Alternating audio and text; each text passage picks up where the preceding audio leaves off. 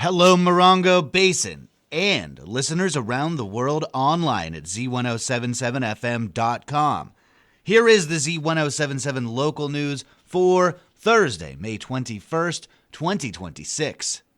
Months after Yucca Valley High School student athlete Michael Ramos Jr. was killed during an act of violence at a party, his parents returned to Yucca Valley High School on Wednesday night to honor his memory with a new scholarship program. Reporter Hillary Sloan attended the scholarship award ceremony and has more. During Yucca Valley High School's 59th annual senior scholarships program, Michael Ramos Jr.'s parents surprised 3 graduating seniors with scholarships created in their son's name. Michael Ramos Jr.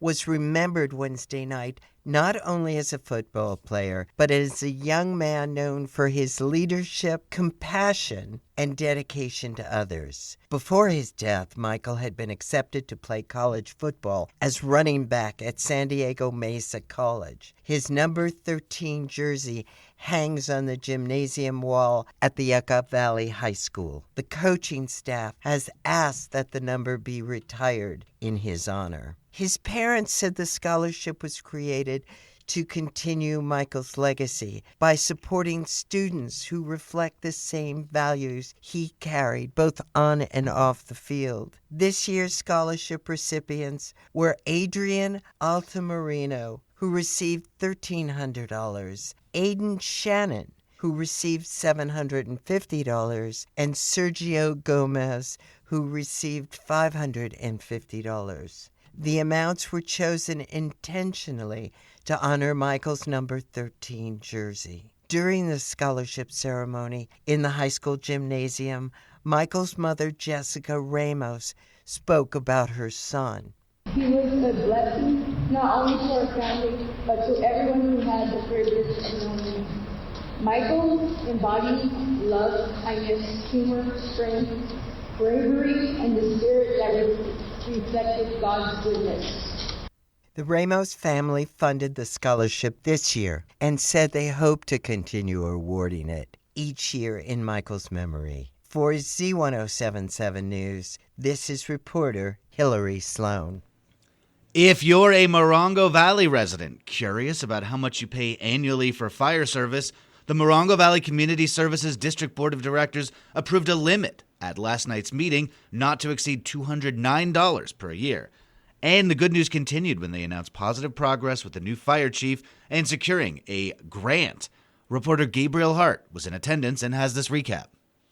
General Manager Brittany Chavez reported everything going well with the new interim fire chief Paul Lindley, who replaced Chief Catalbiano last month, stating that, quote, morale and other issues they were having prior are simmering down, and that the department is now fully staffed. Chavez also reported that the district was chosen for a grant from the Carl Moyer program, which helps public agencies clean up or replace their heavy-duty engines with newer ones. Chavez said they're starting with the district's tractor and will potentially address the problematic Type 1 fire engine, and that funding from the grant will start in January.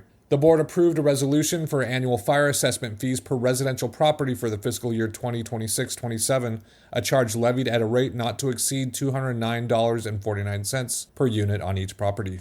The board voted 4-1 to approve the $60 per player registration fee for the Morongo Valley Softball League. While the board made the decision, Chavez assured the revenue would be collected into a restricted fund and would not overlap into the district's accounting. With the July 1st deadline looming to report the district's budget to the state, the board voted for a special meeting on June 3rd to hold their final budget workshop.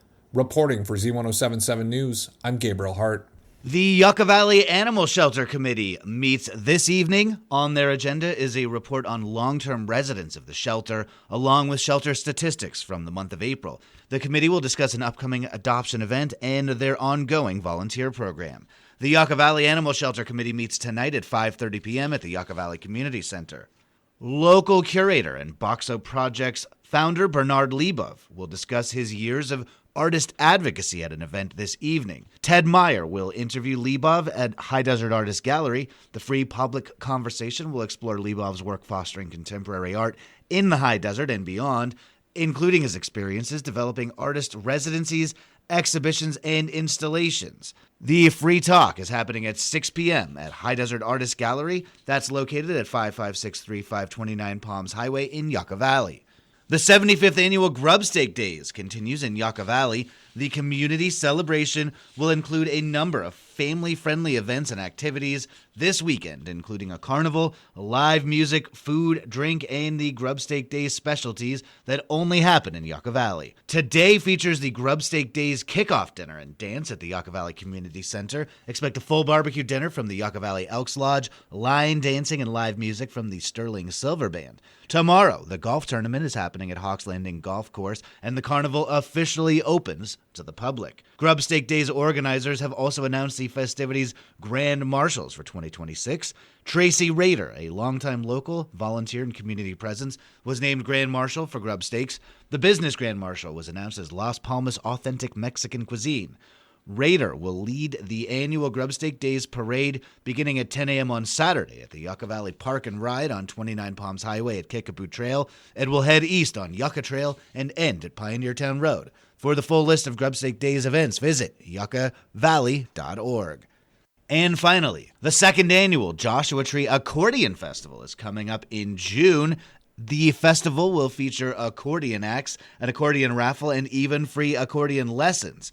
On tomorrow's episode of the Z107.7 Up Close show, organizer Skylar Fell, an accordionist and singer of local trio Tumbleweed Time Machine, will join host Gary Daigneault to talk about the festival and the iconic and evocative instrument.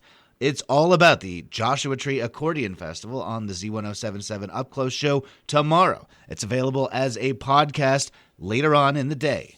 That's our local news.